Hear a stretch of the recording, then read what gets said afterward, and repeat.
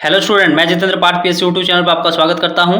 आज की इस वीडियो हम कवर करेंगे छत्तीसगढ़ राष्ट्रीय और अंतर्राष्ट्रीय स्तर के वे सभी महत्वपूर्ण करंट अफेयर्स जो आपके एग्जाम पे आ सकते हैं। तो चलिए स्टार्ट करते हैं। देखिए, आज का हमारा पहला प्रश्न है, 2023 में पद्मश्री से पुरस्कृत डोमार सिंह कुंवर का संबंध किससे है? इसमें आपका ऑप्शन देखिए, पंडवानी, काष्ठकला, संगीत या नाचा। तो इसका सही आंसर आपका ऑप्शन नंबर डी, नाचा। नाचा से जुड़े हैं आपके डोमार सिंह कुंवर। ठीक है, 2023 में इनको पद्मश्री से सम्मानित किया गया है। ध्यान दीजिएगा, 2023 में छत्तीसगढ़ के 3 व्यक्तियों को पद्मश्री प्राप्त हुआ है। एक हो गए आपके डोमार सिंह कुंवर, दूसरा नाम याद रखिएगा, इनका नाम है उषा बारले, और तीसरा नाम याद रखिएगा, इनका नाम है अजय मंडावी। ठीक है, ये 3 लोगों को जो है 2023 में पद्मश्री से सम्मानित किया गया है। ठीक है, तो उषा बारले का संबंध किससे है? ये आपकी पंडवानी से जुड़ी हुई हैं। अजय मंडावी जी काष्ठ कला से जुड़े हुए हैं। ठीक, तो इस चीज को आप लोग जरूर याद रखेंगे, क्योंकि ऐसे मैच करने के लिए दिया जा सकता है कि पद्मश्री विजेता में किसका संबंध किससे है। आगे देखिए, छत्तीसगढ़ को वर्तमान तक प्राप्त पद्म अलंकरण की कुल संख्या कितनी हो गई है? तो इसका ऑप्शन देखिए आपका 33, 36, 37 या 35। तो इसका सही आंसर है आपका ऑप्शन नंबर बी, 36। 36 हो गया है वर्तमान में पद्म अलंकरण की संख्या छत्तीसगढ़ में। कितने लोगों को मिला है? तो ये 33 लोगों को मिला है। अवार्ड की संख्या कितनी है? तो 36 है। 33 लोगों को 33 अवार्ड मिला। इसके बाद जो 3 एक्स्ट्रा हो रहा है ना, ये मिला हुआ है हबीब तनवीर जी को और तीजन बाई जी को। तो हबीब तनवीर जी को पद्मश्री के अलावा पद्म भूषण मिला है, और तीजन बाई को भूषण और विभूषण दोनों दिया गया है। पद्म अलंकरण एक्चुअल में क्या होता है, इसको समझिए। देखिए, पद्म अलंकरण 3 प्रकार से मूल रूप से होता है। देखिए, एक तो होता है आपका पद्मश्री, फिर पद्मश्री के बाद होता है आप पद्म भूषण, भूषण से ऊपर विभूषण। ठीक है, ये 3 प्रकार के अवार्ड होते हैं। तो छत्तीसगढ़ में अभी तक कितनी अवार्ड मिली है वाली?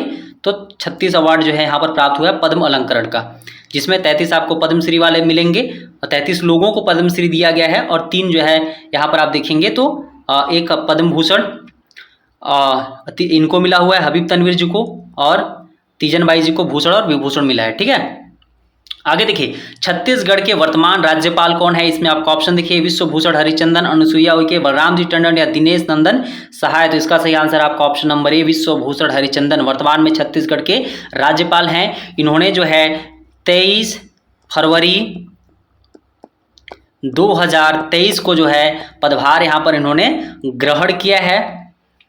ठीक है, यानी 23 फरवरी 2023 से जो है छत्तीसगढ़ के राज्यपाल कौन है? विश्वभूषण हरिचंदन जी हैं। और पहले राज्यपाल थे आपके दिनेश नंदन सहाय। ठीक है, आगे देखिए, निम्न में से कौन छत्तीसगढ़ विधानसभा में नेता प्रतिपक्ष हैं? इसमें आपका ऑप्शन देखिए, धर्मलाल कौशिक, नारायण चंदेल, संतराम नेताम या नंद कुमार साय। तो इसका जो सही आंसर है ये है आपका option number B, Narayan Chandel. Narayan Chandel वर्तमान में छत्तीसगढ़ विधानसभा में क्या है? नेता प्रतिपक्ष की भूमिका में है। विधानसभा में क्या है? नेता प्रतिपक्ष, यानी लीडर ऑफ ऑपोजिशन कौन है? तो नारायण चंदेल जी है। नारायण चंदेल आपके विधायक हैं जांजगीर चांपा के। ठीक है, चलिए आगे देखिए, अगला प्रश्न है, छत्तीसगढ़ विधानसभा का उपाध्यक्ष किसे बनाया गया है? इसमें आपका ऑप्शन देखिए, संतराम नेताम, रविंद्र चौबे, मनोज मंडावी या मोहन मरकाम। तो इसका जो सही आंसर है ये है आपका option number A, Santram Netam. Santram Netam ji को जो है यहाँ पर देखेंगे तो छत्तीसगढ़ विधानसभा का उपाध्यक्ष बनाया गया है मनोज मंडावी जी के निधन के बाद। इससे पहले जो है मनोज मंडावी जी जो है यहाँ पर विधानसभा के उपाध्यक्ष थे। संतराम नेताम जी जो है आपके विधायक हैं केस काल के। क्लियर? चलिए अगला प्रश्न देखिए, निम्न में से किसे छत्तीसगढ़ हाईकोर्ट का मुख्य न्यायाधीश बनाया गया है? इसमें आपका ऑप्शन देखिए, अरूप कुमार गोस्वामी, रमेश सिन्हा, WA शीर्षक या DY चंद्रचूड़। तो इसका जो सही आंसर है ये है आपका option number B, Ramesh Sinha. Ramesh Sinha ji को जो है वर्तमान में छत्तीसगढ़ हाईकोर्ट का मुख्य न्यायाधीश बनाया गया है। ये कौन से क्रम के मुख्य न्यायाधीश हैं? तो ये आपके 15वें क्रम के मुख्य न्यायाधीश हैं। ठीक है, वर्तमान में आप देखें DY चंद्रचूड़ आपके 58th chief justice of India हैं, और 15वें जो है chief justice of Chhattisgarh high court कौन है? रमेश सिन्हा जी। आगे देखिए, हाल ही में यासी जैन ने कौन सी पर्वत चोटी फतेह की है? इसमें आपका ऑप्शन देखिए, mount Kilimanjaro, mount Aconcagua, mount Elbrus या माउंट एवरेस्ट। तो इसका जो सही आंसर है ये है आपका option number D, mount Everest. हाल ही में आप लोगों ने देखा होगा कि यासी जैन ने जो है माउंट एवरेस्ट फतह किया हुआ है। माउंट एवरेस्ट विश्व की सबसे ऊंची चोटी मानी जाती है और यह स्थित है आपका नेपाल के अंदर, और इसकी ऊंचाई जो है ध्यान रखिएगा ये है आपका 8848 मीटर। ठीक है, 8848 मीटर का हाइट है किसका? माउंट एवरेस्ट का। इसको फतह किया हुआ है यासी जैन ने। इससे पहले इन्होंने और चोटियां फतह की हुई है, mount Kilimanjaro, mount Aconcagua, mount Elbrus. Mount Kilimanjaro आपका कहाँ पर है? ये आपके अफ्रीका के अंदर है। माउंट एकांकागुआ आपका दक्षिण अमेरिका के अंतर्गत है और माउंट एलब्रूस आप देखेंगे तो यूरोप के अंतर्गत है। ठीक है, चलिए आगे देखते हैं। छत्तीसगढ़ की किस पर्वतारोही को हाफ ह्यूमन रोबोट के नाम से जाना जाता है? नैना सिंह धाकड़, यासी जैन, चित्रसेन साहू या राहुल गुप्ता। तो इसका जो सही आंसर है ये है आपका option number C, Chitrasen Sahu. Chitrasen Sahu ji को आप लोग देखेंगे तो यहाँ पर हाफ ह्यूमन रोबोट के नाम से जाना जाता है। हाल ही में इन्होंने देखेंगे तो माउंट एकांकागुआ फतह किया हुआ है और इन्होंने इससे पहले 4 महाद्वीप की सबसे ऊंची चोटी फतह की है, जिसमें mount Kilimanjaro, mount Kosciuszko, mount Elbrus और माउंट एकांकागुआ जो है इसमें शामिल है इनका। यानी चौथा जो इनका जो सबसे ऊंचा चोटी है वह माउंट एकांकागुआ। चलिए आगे देखते हैं, निम्न में से किसे छत्तीसगढ़ का नवीनतम मुख्य निर्वाचन पदाधिकारी बनाया गया है? इसमें आपका ऑप्शन देखिए, पी दयानंद, ठाकुर रामकृष्ण सिंह या शंकर सिन्हा या नारायण अय्यर। तो इसका सही आंसर आपका ऑप्शन नंबर है पी दयानंद। पी दयानंद को आप लोग देखेंगे तो यहाँ पर चीफ इलेक्शन ऑफिसर बनाया गया है। Chief election officer of Chhattisgarh कौन है? पी दयानंद। चुनावी साल है तो इस चीज को आप लोग जरूर याद रखेंगे कि पी दयानंद क्या है आपके वर्तमान में जो है यहाँ पर चीफ इलेक्शन ऑफिसर हैं। और चीफ कमिश्नर कौन है? तो ये है आपके चीफ कमिश्नर वर्तमान में ठाकुर रामकृष्ण सिंह। ये आपके क्या हैं? चीफ कमिश्नर हैं। ठीक है, चीफ कमिश्नर कौन है? ठाकुर रामकृष्ण सिंह। और चीफ इलेक्शन ऑफिसर यदि आप देखेंगे तो वो है आपके पी दयानंद। चलिए आगे देखते हैं, निम्न में से किसे कीर्ति चक्र से सम्मानित नहीं किया गया है? इसमें आपका ऑप्शन देखिए, दीपक भारद्वाज, दिनेश सिंह, सोढ़ी नारायण और श्रवण कश्यप। तो इसका जो सही आंसर है आपका option number C, sorry option number B. ये दिनेश सिंह जो है इनको कीर्ति चक्र से सम्मानित नहीं किया गया। दीपक भारद्वाज जी, सोढ़ी नारायण जी और श्रवण कश्यप जी को आप लोग देखेंगे यहाँ पर तो कीर्ति चक्र से सम्मानित किया गया है। ये जो है 3 अप्रैल 2021 की जो बीजापुर के तर्रे में मुठभेड़ हुआ था टेकलगुड़ा में, वहाँ पर जो है ये शहीद हो गए थे। इसके कारण से जो है इनको यहाँ पर कीर्ति चक्र से सम्मानित किया गया है। यह सम्मान उनको मिला है 9 मई 2023 को। 9 मई 2023 को। क्लियर? चलिए आगे देखिए, प्रदेश का पहला mobile millet cafe millet on wheels कहाँ प्रारंभ किया गया है? खरसिया, रायपुर, जगदलपुर या राजनांदगांव। तो इसका जो सही आंसर है ये आपका ऑप्शन नंबर ए, खरसिया के अंदर जो है मिलेट ऑन व्हील्स प्रारंभ किया गया है। यानी व्हील के ऊपर जो है इन लोग गाड़ी के ऊपर, कुल मिला के सीधा सा मतलब गाड़ी लेके जाएंगे और गाड़ी के ऊपर इन लोग मिलेट प्रोडक्ट यहाँ पर सेल करने वाले हैं। ये स्टार्ट हुआ है आपका खरसिया के अंदर। पहला मिलेट कैफे कहाँ स्टार्ट हुआ है? ये आपका रायगढ़ के अंदर स्टार्ट हुआ है और आपके खरसिया के अंदर स्टार्ट हुआ है millet cafe millet on wheels. इस चीज को आप लोग याद रखेंगे, यानी चलता फिरता मिलेट कैफे। ये कब प्रारंभ हुआ है? ये प्रारंभ हुआ है 4 फरवरी 2023 को और इसको प्रारंभ करने वाले हैं हमारे मुख्यमंत्री जी। क्लियर? अगला प्रश्न देखिए, गोंडवाना मैरीन फॉसिल्स पार्क कहाँ है? इसमें आपका ऑप्शन देखिए, मनेन्द्रगढ़, डीपाडी, गरियाबंद या वाटरअप नगर। तो इसका जो सही आंसर है ये है आपका ऑप्शन नंबर ए, मनेन्द्रगढ़। मनेन्द्रगढ़ के अंदर आप लोग देखेंगे तो गोंडवाना मैरीन फॉसिल्स पार्क यहाँ पर है। और इसके साथ ही यह जो है देश का 5वां फॉसिल्स पार्क है। इससे पहले किस किस जगह पर है? तो इससे पहले और 4 जगह पे है, उनका नाम लिख लीजिएगा। देखिए, पहले नंबर पे नाम लिखिएगा खेमगांव, वो सिक्किम में है। दूसरा नाम लिखिएगा राजहरा, झारखंड में। तीसरा सुबानसिरी, अरुणाचल प्रदेश में। और चौथा नाम लिखिएगा दार्जिलिंग, वेस्ट बंगाल में। क्लियर? आगे देखिए अगला प्रश्न है ट्राइबल फ्रीडम फाइटर म्यूजियम कहाँ बनाया गया है। इसमें आपका ऑप्शन देखिए रायपुर, बस्तर, कांकेर या मुंगेली। तो इसका जो सही आंसर है ये आपका ऑप्शन नंबर ए रायपुर। रायपुर के अंदर आप लोग देखेंगे तो यहाँ पर ट्राइबल फ्रीडम फाइटर म्यूजियम बनाया गया है। यानी रायपुर में जो आपका TRTI है यानी tribal research and training institute जो है उसके अंदर पे आप लोग उसके कैंपस में देखेंगे तो वहाँ पर जो है यहाँ पर ट्राइबल फ्रीडम फाइटर म्यूजियम बनाया गया है जिसका नाम शहीद वीर नारायण सिंह म्यूजियम के नाम पर म्यूजियम रखा गया है। यानी जो ट्राइबल फ्रीडम फाइटर म्यूजियम बना है उसका नामकरण किया गया है शहीद वीर नारायण सिंह जी के नाम पर। क्लियर। अगला प्रश्न देखिए प्रदेश का पहला ग्रामीण औद्योगिक पार्क कहाँ स्थापित किया गया है। इसमें आपका ऑप्शन देखिए कुलगांव, तुरेनार, बेलटुकरी या खरसिया।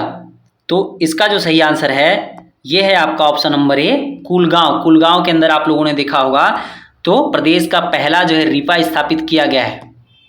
रीपा या रूरल इंडस्ट्रियल पार्क या ग्रामीण औद्योगिक पार्क जो है स्थापित किया गया है पहला जो है कुलगांव के अंदर। कुलगांव का नाम बदला गया है पर नामकरण किया गया है कुलगांव गांधीग्राम और यह प्रारंभ हुआ था आपका 2 अक्टूबर 2022 को। ठीक है। और ये कहाँ पर स्थित है तो कांकेर के अंदर स्थित है। सबसे बड़ा रीपा आप देखेंगे तो यह है तुरेनार में। सबसे बड़ा रीपा जो जगदलपुर के अंदर है और वाईफाई सुविधा से लैस रीपा देखेंगे तो बेलटुकरी है। क्लियर। आगे देखिए छत्तीसगढ़ का पहला शिक्षा पार्क कहाँ स्थापित है। इसमें आपका ऑप्शन देखिए पाटन, भिलाई, भाटापारा या बीरगांव। तो इसका जो सही आंसर है ये है आपका ऑप्शन नंबर ए पाटन। पाटन के अंदर जो है यहाँ पर छत्तीसगढ़ का पहला शिक्षा पार्क जो है स्थापित किया गया है। पाटन की कौन से डिस्ट्रिक्ट में आता है तो ये आपके आता है दुर्ग डिस्ट्रिक्ट के अंतर्गत। पाटन आपका दुर्ग डिस्ट्रिक्ट के अंतर्गत आता है। आगे बढ़ने से पहले यदि अभी तक आपने चैनल को सब्सक्राइब नहीं किया है तो चैनल को सब्सक्राइब कर लें। इस चैनल पर आपको आने वाले समय में करंट अफेयर्स के अपडेट रेगुलर दिए जाएंगे और साथ ही आपको छत्तीसगढ़ जनरल स्टडीज से जुड़े हुए बहुत से कॉन्सेप्ट क्लियर कराए जाएंगे। साथ ही हमारी एक वीडियो सीरीज चल रही है जिसका नेक्स्ट वीडियो जल्द ही आने वाला है। तो जल्दी से जल्दी आप ही इस चैनल को सब्सक्राइब कर लें और हमारे चैनल से जुड़े रहें ताकि आपको करंट अफेयर्स और हमारे वीडियोज़ और कम्युनिटी सेक्शन में होने वाले पोस्ट के नोटिफिकेशन मिलते रहे। तो चलिए आगे बढ़ते हैं। अगला प्रश्न देखिए छत्तीसगढ़ का पहला मिलेट कार्निवल कब आयोजित किया गया।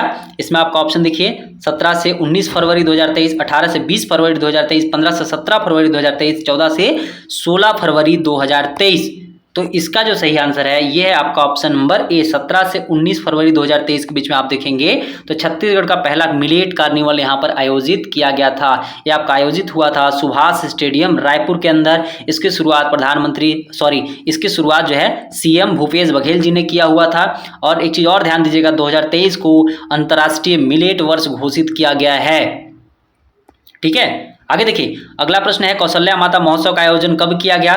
इसमें आपका ऑप्शन देखिए 22 से 24 अप्रैल 2023, 25 से 27 मार्च 2023, 28 से 20 फरवरी 2023, 21 से 25 अप्रैल 2023। तो इसका जो सही आंसर है ये आपका ऑप्शन नंबर ए 22 से 24 अप्रैल 2023 के अंदर आप लोग दिखेंगे तो यहाँ पर कौशल्या माता महोत्सव का आयोजन किया गया था। और ये आयोजन हुआ था आपका कहाँ पर तो ये आपका चंद्रखुरी में आयोजित हुआ था जहाँ पर देश का एकमात्र कौशल्या माता का मंदिर है। साथ ही आप लोगों को पता होगा चंद्रखुरी में जो है छत्तीसगढ़ पुलिस ट्रेनिंग एकेडमी है जिसका नामकरण जो है सुभाष चंद्र बोस के नाम पर किया गया है। और इसके साथ ही इस जो आयोजन हुआ था इसका एक थीम था जो बहुत ज़्यादा इंपॉर्टेंट है वह था आपका वुमेन एम्पावरमेंट या महिला सशक्तिकरण। इसका थीम था महिला सशक्तिकरण। ठीक है। तो इस चीज़ को आप लोग याद रखेंगे कि इसका थीम था महिला सशक्तिकरण और ये आयोजन हुआ था 22 से 24 अप्रैल 2023 के बीच में। अगला प्रश्न देखिए छत्तीसगढ़ में भरोसे का सम्मेलन कब आयोजित किया गया था। इसमें आपका ऑप्शन देखिए 13 अप्रैल 2023, 14 अप्रैल 2023, 15 अप्रैल 2023 या 12 अप्रैल 2023। तो इसका सही आंसर है आपका ऑप्शन नंबर ए 13 अप्रैल 2023 को आप लोग देखेंगे तो छत्तीसगढ़ में कांग्रेस पार्टी की भरोसे का सम्मेलन आयोजित हुआ था। लाल बाग मैदान बस्तर में आयोजित हुआ था और यहाँ पर एक जो है योजना प्रारंभ किया गया था आदिवासी परब सम्मान निधि योजना। तो इस वजह से फेमस ये कार्यक्रम हो जाता है क्योंकि ये नई प्रकार की योजना है जिसके तहत जो है आपके शेड्यूल्ड एरिया है उस एरिया की ग्राम पंचायत को प्रतिवर्ष 10,000 रुपये दिया जाएगा, 2 किस्तों में दिया जाएगा। इस चीज़ को आप लोग याद रखेंगे। आगे देखिए, तृतीय आदिवासी नृत्य महोत्सव 2022 कहाँ आयोजित किया गया? रायपुर, बस्तर, अंबिकापुर या कांकेर? तो कहाँ पर आयोजित किया गया था आपका? रायपुर के अंदर। ऑप्शन नंबर ए होगा अब इसका सही आंसर। ये आपका आयोजित किया गया था रायपुर के अंदर। ये आयोजित हुआ था 1 से 3 नवंबर 2022 को। इसमें 2 श्रेणी में अवार्ड दिया गया था। तो पहला श्रेणी था आपका फसल कटाई, एक था ट्रेडिशनल जो उनके आर्ट कल्चर था उससे जुड़ा हुआ था। जो फसल कटाई श्रेणी था इसमें पहला पुरस्कार जो मिला था जिस नृत्य को वह था आपका कर्मा नृत्य। और जो आपका परंपरागत ट्रेडिशनल टाइप में था उसमें सिक्किम के तमांग सिलो नृत्य को जो है यहाँ पर अवार्ड दिया गया था, पहला पुरस्कार। कर्मा आप लोग को पता होगा छत्तीसगढ़ से जुड़ा हुआ है और तमांग सिलो यहाँ पर जो प्राप्त हुआ था ट्रेडिशनल वाले से, उसमें जो है ये सिक्किम का जुड़ा हुआ नृत्य है। आगे देखिए, वर्ष 2022-23 के दौरान समर्थन मूल्य पर धान खरीदी का लक्ष्य कितना रखा गया था? इसमें आपका ऑप्शन देखिए 110 lakh metric tonne, 107.5 lakh metric tonne, 115 lakh metric tonne या 120 लाख मीट्रिक टन। तो इसका जो सही आंसर है ये है आपका option number A, 110 lakh metric tonne का लक्ष्य यहाँ पर 2022-23 के दौरान धान खरीदी का लक्ष्य रखा गया था और खरीदा गया आपका 107.5 लाख मीट्रिक टन। और ये खरीद हुआ था आपका 1 नवंबर 2022 से लेकर के 31 जनवरी 2023 तक। क्लियर? आगे देखिए, राज्य में कौन सी महिला उद्यमिता नीति लागू है? इसमें आपका ऑप्शन देखिए 2023 से 28, 2022 से 27, 2019 से 24 या 2021 से 26। तो इसका सही आंसर है आपका ऑप्शन नंबर ए, 2023 से 28 की जो नीति है महिला उद्यमिता को लेकर के, ये महिला उद्यमिता नीति छत्तीसगढ़ में लागू है 2023 से 28, जिसके तहत मैन्युफैक्चरिंग इंटरप्राइज और सर्विस इंटरप्राइज और एक ही साथ में और बिजनेस इंटरप्राइज के लिए अलग अलग तरह का लोन दिया जाएगा। नोट कर लीजिएगा, जो आपकी मैन्युफैक्चरिंग इंटरप्राइज है उसके तहत मैक्सिमम 50 लाख रुपए दिया जाएगा। जो आपके सर्विस इंटरप्राइज है उसके अंतर्गत मैक्सिमम जो है यहाँ पर 25 लाख दिया जाएगा। और जो बिजनेस इंटरप्राइज है उसके अंतर्गत जो है यहाँ पर जो अधिकतम राशि दी जाएगी वह है 10 लाख रुपए। ठीक है, इस चीज़ को याद रखिएगा, एक कूट में पूछा जा सकता है। चलिए आगे देखिए, मुख्यमंत्री आदिवासी परब सम्मान निधि योजना के अंतर्गत प्रति ग्राम पंचायत कितनी राशि दी जाएगी? तो इसका ऑप्शन देखिए आप 10,000 रुपये, 20,000 रुपये, 30,000 रुपये या 25,000 रुपये। तो इसका सही आंसर है आपका ऑप्शन नंबर ए, 10,000 रुपये। 10,000 रुपये दिया जाएगा मुख्यमंत्री आदिवासी परब सम्मान निधि योजना के अंतर्गत। यह जो है आप लोग देखेंगे तो 2 किस्त में दिया जाएगा, एक किस्त में 5,000 रुपये और दूसरे किस्त में 5,000 रुपये, ऐसे करके जो है दो बार मिला करके 1 साल के अंदर दिया जाएगा, जिसमें वो जो है अपने स्थानीय स्तर पर अपने तीज त्यौहार को सेलिब्रेट कर सकें। और ये प्रारंभ हुआ है आप लोग को जैसा कि मैंने पहले ही बताया था 13 अप्रैल 2023 को आपका जो आयोजित हुआ था भरोसे का सम्मेलन उसमें। क्लियर? आगे देखिए, मुख्यमंत्री वृक्ष संपदा योजना कब प्रारंभ किया गया? इसमें आपका ऑप्शन देखिए 21 मार्च 2023, 24 अप्रैल 2023, 1 मई 2023 या 5 जून 2023। तो इसका जो सही आंसर है ये है आपका ऑप्शन नंबर ए, 21 मार्च 2023 को जो है यहाँ पर मुख्यमंत्री वृक्ष संपदा योजना प्रारंभ किया गया है, जिसके तहत कमर्शियल प्लांटेशन को बढ़ावा दिया जाएगा। 24 अप्रैल का डेट याद रखिएगा, इस दिन पंचायती राज दिवस मनाया जाता है। आपका लेबर डे मनाया जाता है 1 मई को, 5 जून को विश्व पर्यावरण दिवस मनाया जाता है। आगे देखिए, देश का सर्वश्रेष्ठ किसान 2023 का अवार्ड किसे प्राप्त हुआ? इसमें विनय सिंह, विवेक वर्मा, राजाराम त्रिपाठी या सतीश बघेल। तो इसका जो सही आंसर है ये है आपका option number C, Rajaram Tripathi. Rajaram Tripathi को जो है देश का सर्वश्रेष्ठ किसान अवार्ड 2023 से यहाँ पर सम्मानित किया गया है। ये आपके कहाँ के रहने वाले हैं? तो ये आपके कोंडागांव डिस्ट्रिक्ट के रहने वाले किसान हैं। इनको जो है देश का सर्वश्रेष्ठ अवार्ड किसान अवार्ड से सम्मानित किया गया है।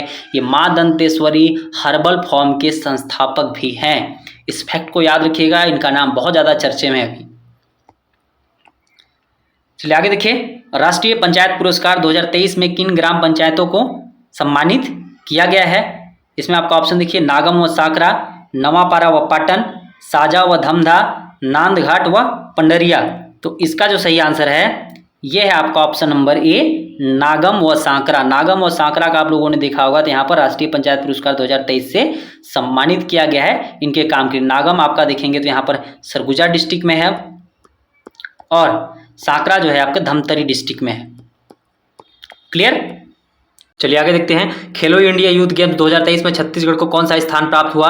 इसमें आपका ऑप्शन देखिए 21, 22, 23 या 24। तो इसका जो सही आंसर है ये है आपका ऑप्शन नंबर बी, 22वां स्थान। यानी जो खेलो इंडिया यूथ गेम्स 2023 का आयोजन हुआ था मध्य प्रदेश के अंदर, उसमें छत्तीसगढ़ ने 22वां स्थान प्राप्त किया है। इसमें देखिए छत्तीसगढ़ को कुल कितना पदक मिला, तो छत्तीसगढ़ को कुल जो है 12 पदक प्राप्त हुए थे, जिसमें गोल्ड जो है आपका 2, सिल्वर यहाँ पर 2 और साथ में जो ब्रॉन्ज मेडल हुआ है जिसको हम लोग कांस्य पदक बोलते हैं, उसकी संख्या यहाँ पर 8 थी। यानी छत्तीसगढ़ को 2 गोल्ड, 2 सिल्वर और 8 जो है यहाँ पर कांस्य पदक प्राप्त हुए थे। कुल 12 पदक छत्तीसगढ़ ने इसमें प्राप्त किए और 12 पदक के साथ छत्तीसगढ़ 22वें स्थान पर रहा। पहले नंबर पर आप देखेंगे तो पहले नंबर पर आपका रहा था महाराष्ट्र। ठीक है, इस चीज को आप लोग याद रखेंगे। इसके बारे में और फैक्ट याद रखिए, कौन कौन से फैक्ट हैं। तो देखिए सबसे पहले तो ये है, इसका आयोजन हुआ था आपका 30 जनवरी से लेकर के 11 फरवरी 2023 के बीच में।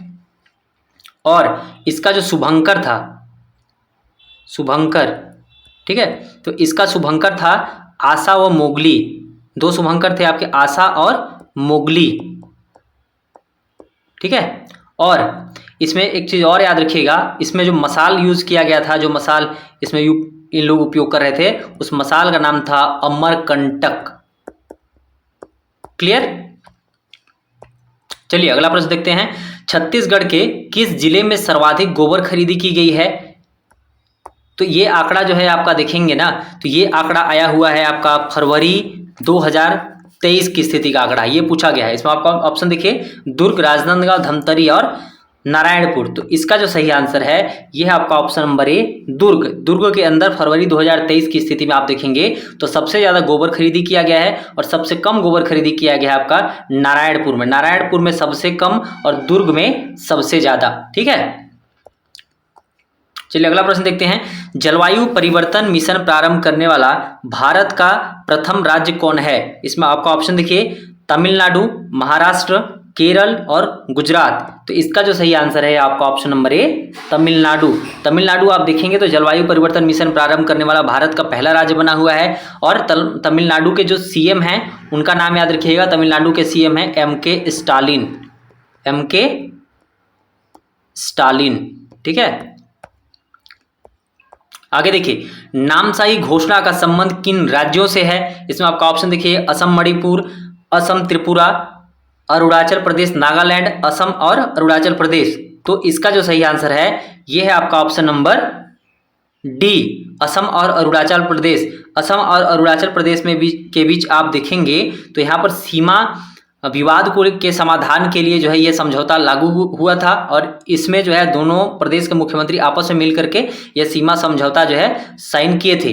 असम के वर्तमान में आप मुख्यमंत्री देखेंगे तो असम के वर्तमान मुख्यमंत्री हैं हेमंता बिश्व शर्मा और अरुणाचल प्रदेश के मुख्यमंत्री देखेंगे तो अरुणाचल के मुख्यमंत्री है अभी पेमा खांडू जी।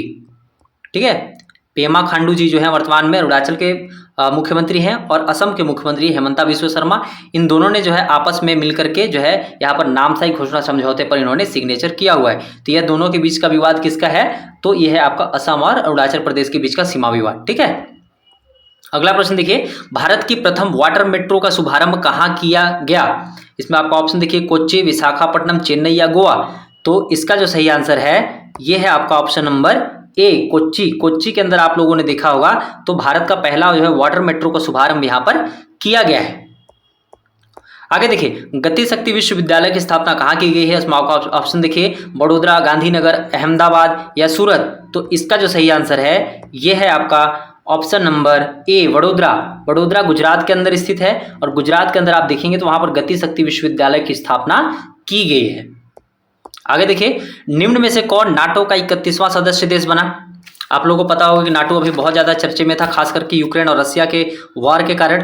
तो इसमें आपका ऑप्शन देखिए यूक्रेन, फिनलैंड, रूस और बेलारूस। तो इसका जो सही आंसर है ये आपका option number B Finland. Finland जो है नाटो का 31वां सदस्य देश यहाँ पर बना है।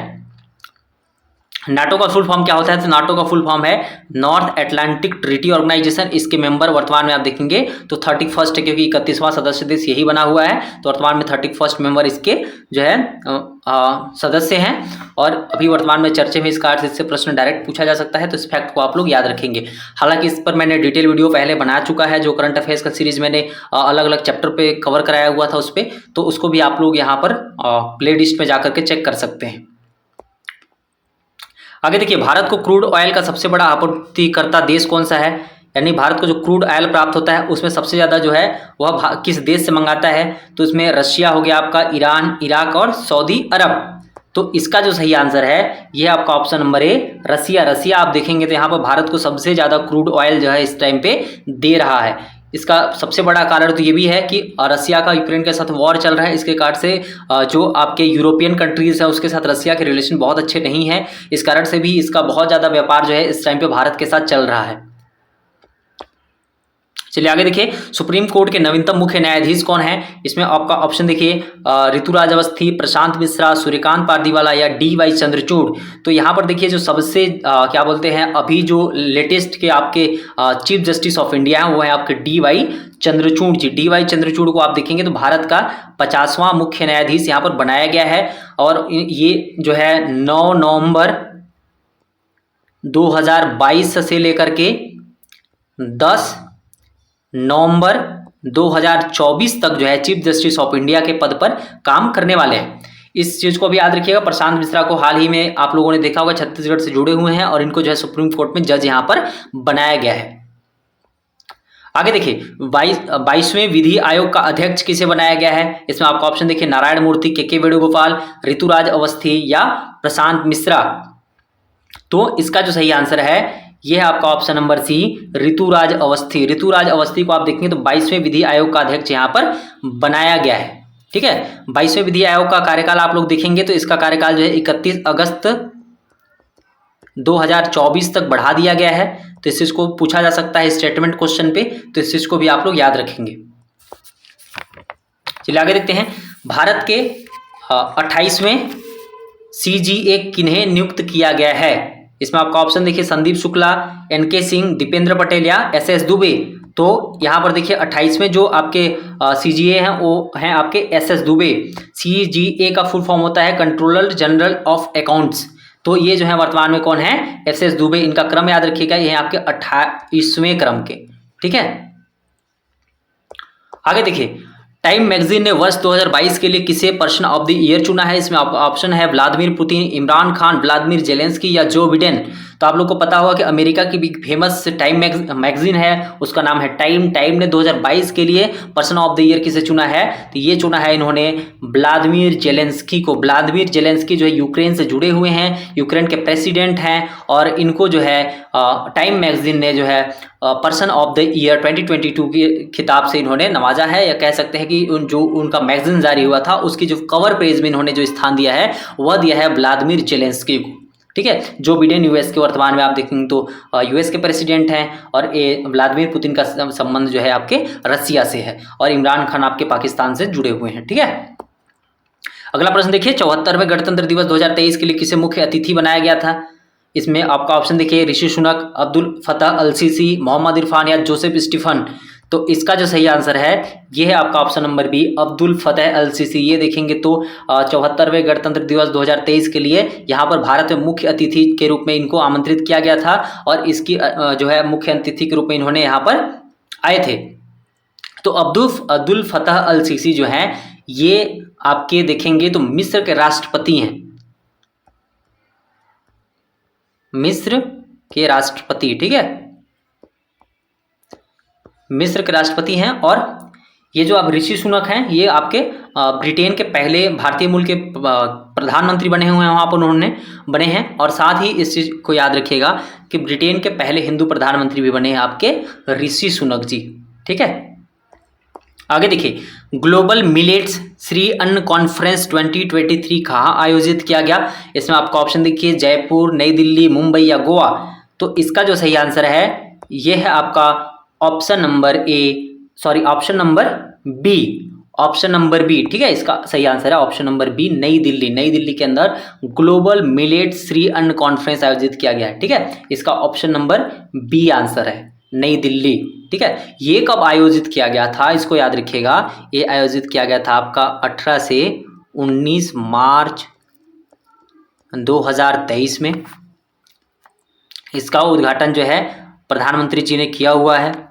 और एक चीज़ और फैक्ट याद रखिएगा, जो 2023 है इसको जो है इंटरनेशनल ईयर ऑफ मिलेट्स के रूप में इसको जो है घोषणा किया गया है 2023 को। आगे देखिए, 18वां G20 शिखर सम्मेलन का आयोजन कहाँ किया जाएगा। इसमें आपका ऑप्शन देखिए, नई दिल्ली, श्रीनगर, लद्दाख या मुंबई। तो इसका जो है आयोजन होने वाला है, ये आपका आयोजित होगा नई दिल्ली के अंदर। ठीक है, इसके बारे में बहुत से फैक्ट याद रखिएगा, क्योंकि डायरेक्ट क्वेश्चन यहाँ से पूछा जाएगा। ये बहुत ज़्यादा फेमस करंट अफेयर्स है 2023 के हिसाब से यदि आप देखेंगे तो, क्योंकि भारत में जो है G20 का शिखर सम्मेलन यहाँ पर आयोजित होने वाला है। तो ये कब आयोजित होगा भारत में, तो ये आपका आयोजित होगा 9 से 10 सितंबर 2023 में। ठीक है, और इसका जो थीम है, कह सकते हैं इसका जो विषय है, थीम है, वह है इंडिया की तरफ से। हिंदी में आप लोगों को देखा होगा वसुधैव कुटुंबकम। इंग्लिश में अभी जो क्वेश्चन एग्जाम हुआ था व्यापम का, उसमें प्रश्न पूछा गया था कि इसका थीम क्या है, तो वो आपका ऑप्शन दिया था वन अर्थ, वन फैमिली और वन फ्यूचर। ठीक है, तो one earth, one family, one future जो है इसका थीम है यहाँ पर। और भारत इसकी अध्यक्षता कब तक करने वाला है, तो भारत इसकी अध्यक्षता संभाल रखा है 1 दिसंबर 2022 से, और यह संभालेगा आपका 30 नवंबर 2023 तक। और 17वां कहाँ पर आयोजित हुआ था, तो इस चीज़ को याद रखेंगे। 17वां आपका आयोजित हुआ था बाली के अंदर, बाली इंडोनेशिया में जो है यहाँ पर 17वां G20 शिखर सम्मेलन का आयोजन यहाँ पर किया गया था। इस फैक्ट को भी याद रखिएगा, प्रश्न पूछा जा सकता है। आगे देखिए, महिला प्रीमियर लीग के प्रथम संस्करण का खिताब किसने जीता। इसमें आपका ऑप्शन देखिए, Mumbai Indians, royal Challengers Bengaluru, Delhi capital या गुजरात जायंट्स। तो इसका जो सही आंसर है ये है आपका ऑप्शन नंबर ए, मुंबई इंडियंस। मुंबई इंडियंस की जो वुमेन्स टीम थी उसने जो है पहला एडिशन का महिला premier league, women's premier league का खिताब यहाँ पर इन्होंने जीता हुआ है। इसका आयोजन हुआ था आपका 4 से 26 मार्च 2023 के बीच में। ठीक है, और इसमें 2 फैक्ट याद रखिएगा। एक तो होता है आपका ऑरेंज कैप, ये होता है पर्पल कैप। तो ऑरेंज कैप मिला है यहाँ पर मैग लेनिंग को, मैग लेनिंग को यहाँ पर ऑरेंज कैप मिला हुआ है। मैग लेनिंग आपकी दिल्ली कैपिटल की तरफ से खेलती थी, इनको जो है यहाँ पर ऑरेंज कैप मिला हुआ है। इन ऑरेंज कैप मिलता है जो सबसे ज़्यादा रन बनाता है बैट से, बैटर को मिलता है, और जो बॉल से सबसे ज़्यादा विकेट लेता है उसको मिलता है पर्पल कैप। और पर्पल कैप यहाँ पर मिला हुआ है हैली मैथ्यूज़ को। इस नाम को याद रखिएगा, हैली मैथ्यूज़। हैली मैथ्यूज़ को जो है आप यहाँ पर देखेंगे तो उनको जो है यहाँ पर पर्पल कैप जो है दिया गया है। और इसकी रनर अप रही आपकी दिल्ली कैपिटल। दिल्ली कैपिटल ने फाइनल खेला था मुंबई इंडियंस के साथ, और इसमें जो है दिल्ली कैपिटल उप विजेता रहा, और मुंबई इंडियंस यहाँ पर पहला महिला प्रीमियर लीग इन्होंने जीता। और जो मुंबई इंडियंस के कैप्टन दिखेंगे तो उनका नाम भी याद रखिएगा, उसके कैप्टन थे आपके हरमनप्रीत कौर। आगे देखिए, 36वां एशियाई कुश्ती चैंपियनशिप 2023 में भारत को कौन सा स्थान प्राप्त हुआ है। इसमें आपका ऑप्शन देखिए, 5वां, 7वां, 11वां या 15वां। तो इसका जो सही आंसर है ये है आपका ऑप्शन नंबर बी, 7वां यहाँ पर स्थान जो है 36वां एशियाई कुश्ती चैंपियनशिप 2023 में भारत को यहाँ पर प्राप्त हुआ है। ये कहाँ पर आयोजित हुआ था, तो ये आपका आयोजित हुआ था अस्ताना के अंदर। अस्ताना कहाँ है, तो अस्ताना आपका है कजाकिस्तान के अंदर। ठीक है, कजाकिस्तान के अस्ताना में यहाँ पर 36वां एशियाई कुश्ती चैंपियनशिप आयोजित हुआ था, जिसमें भारत का स्थान जो है 7वां रहा। आगे देखिए, आईसीसी की वनडे वर्ल्ड कप 2023 का आयोजन भारत में होने वाला है। जैसा कि आप लोगों को पता होगा, यह उसका कौन सा संस्करण होगा। इस चीज को देखिए, 12वां संस्करण, 13वां संस्करण, 14वां संस्करण या 15वां संस्करण। तो इसका जो सही आंसर है ये है आपका ऑप्शन नंबर बी, 13वां संस्करण, इस चीज़ को मोस्ट इंपॉर्टेंट क्वेश्चन के रूप में आप लोग हाईलाइट कर लीजिएगा, क्योंकि ये प्रश्न डायरेक्ट पूछा जा सकता है। इन साल वर्ल्ड कप इंडिया में होने वाला है और ये 2011 के बाद भारत में वर्ल्ड कप हो रहा है। तो ये है आपका वर्ल्ड कप का 13वां एडिशन, ठीक है। और नेक्स्ट टाइम इंडिया में फिर वर्ल्ड कप कब होगा, तो ये आपका नेक्स्ट टाइम वर्ल्ड कप होगा आपका 2031 में। 2031 में वर्ल्ड कप होगा और ये इसका मेजबानी करेगा इंडिया। और साथ में इस बार जो है इंडिया का नाती कह सकते हैं बांग्लादेश। तो बांग्लादेश के और इंडिया दोनों मिलकर के 2031 के अंदर जो है वर्ल्ड कप का आयोजन कराएंगे। ऐसे प्रश्न भी बन सकते हैं कि भारत में अगली बार कब वनडे वर्ल्ड कप होगा। वनडे वर्ल्ड कप का मतलब होता है 50 ओवर का फॉर्मेट वाला गेम, ठीक है। यानी इस टीम को मिलता है 50 ओवर और वो गेम को बोलते हैं वनडे वर्ल्ड कप। वनडे का वर्ल्ड कप मतलब एक दिन तक पूरा चलता है गेम। चलिए अगला प्रश्न देखिए, दादा साहब फाल्के अंतर्राष्ट्रीय फिल्म पुरस्कार 2023 में सर्वश्रेष्ठ फिल्म का पुरस्कार किसे दिया गया। इसमें आपका ऑप्शन देखिए RRR, the Kashmir files, Gangubai Kathiawad या बधाई हो। तो इसका जो सही आंसर है ये है आपका option number B, the Kashmir files. आप लोगों ने देखा होगा बहुत ज़्यादा चर्चे वाला फिल्म था द कश्मीर फाइल्स। उसको Dada Saheb Phalke international film award 2023 में सर्वश्रेष्ठ फिल्म का पुरस्कार यहाँ पर दिया गया है। RRR बहुत ज़्यादा चर्चे में था, खास करके आपका ऑस्कर अवार्ड को लेकर के, ठीक है। आगे देखिए 95वां ऑस्कर अवार्ड 2023 में सर्वश्रेष्ठ ओरिजिनल सॉन्ग अवार्ड किसे प्रदान किया गया। इसमें आपका ऑप्शन देखिए hall feed, Naatu Naatu, deep ocean and love और ज्वाइंट फ्रेम। तो इसमें जो है किस सॉन्ग को प्रदान किया गया है आपका नाटू नाटू। ये जो नाटू नाटू सॉन्ग था ये आपका RRR मूवी का सॉन्ग था। इसको जो है ओरिजिनल सॉन्ग्स की कैटेगरी में आप लोग देखेंगे तो यहाँ पर पहला स्थान प्राप्त हुआ है। इस चीज़ को आप लोग ध्यान रखिएगा। कौन से में, तो 95वां ऑस्कर अवार्ड। ये पूछा जा सकता है कि 2023 का ऑस्कर अवार्ड कौन से क्रम का था। ये आपका 95 क्रम का था, जिसमें नाटू नाटू को जो है बेस्ट ओरिजिनल सॉन्ग्स की कैटेगरी में यहाँ पर पहला स्थान प्राप्त हुआ है। आगे देखिए मेजर ध्यानचंद खेल रत्न पुरस्कार 2022 से किसे सम्मानित किया गया है। इसमें आपका ऑप्शन देखिए PV सिंधु, KL राहुल, शरद चंद्र, कमल अचंत या नीरज चोपड़ा। तो यहाँ पर देखिए इसका जो सही आंसर है ये है आपका ऑप्शन नंबर सी, शरद कमल अचंत। शरद कमल अचंत को जो है मेजर ध्यानचंद खेल रत्न पुरस्कार 2022 से सम्मानित किया गया। इनका जो संबंध है ये है आपका टेबल टेनिस से जुड़े हुए खिलाड़ी हैं। टेबल टेनिस से जुड़े हुए खिलाड़ी हैं अचंता शरद कमल या शरद कमल अचंत। इनको जो है मेजर ध्यानचंद खेल रत्न पुरस्कार 2022 से सम्मानित किया। इसके लिए राशि देखिएगा, इसकी राशि होती है 25 लाख रुपए यहाँ पर प्रदान किया जाता है। PV सिंधु का संबंध बैडमिंटन से है, KL राहुल क्रिकेट से जुड़े हुए हैं और नीरज चोपड़ा का संबंध जो है आपका भाला फेंक या जेवलिन थ्रो से है। और ये इन्होंने नीरज चोपड़ा जो है इससे पहले जो ओलंपिक हुआ था आपका टोक्यो के अंदर, वहाँ पर इन्होंने जो है गोल्ड मेडल प्राप्त किया था और इंडिया का एकमात्र गोल्ड मेडल उस ओलंपिक में मिला हुआ था। तो नीरज चोपड़ा हाल ही में इन्होंने देखे होंगे आप लोग डायमंड लीग में भी यहाँ पर इन्होंने गोल्ड प्राप्त किया है। तो इस चीज़ को आप लोग याद रखेंगे, ठीक है। आगे देखिए लता दीनानाथ मंगेशकर सम्मान 2023 से किसे सम्मानित किया गया। इसमें आपका ऑप्शन देखिए आशा भोसले, मल्लिकार्जुन खड़गे, राहुल गांधी या स्मृति ईरानी। तो इसका जो सही आंसर है ये है आपका ऑप्शन नंबर ए, आशा भोसले। आशा भोसले जी को आप देखेंगे तो लता दीनानाथ मंगेशकर सम्मान 2023 से यहाँ पर सम्मानित किया गया है। आगे देखिए अगला प्रश्न है भारत में वर्तमान में कुल कितनी मान्यता प्राप्त राष्ट्रीय दल हैं। इसमें आपका ऑप्शन देखिए 5, 7, 6 या 9। तो इसका सही आंसर आपका ऑप्शन नंबर सी 6। वर्तमान में आप देखेंगे तो भारत में कुल 6 राष्ट्रीय पार्टियां हैं। 6 राष्ट्रीय पार्टियां कौन कौन सी हैं, तो एक राष्ट्रीय पार्टी हो गई वर्तमान में जो शामिल हुई है आपकी आप, और बीजेपी ऑलरेडी इसमें शामिल है। एक आपके इंडियन नेशनल कांग्रेस की हो गई, ठीक है। एक आप हो गई, 2 बीजेपी, तीसरा इंडियन नेशनल कांग्रेस की पार्टी हो गई।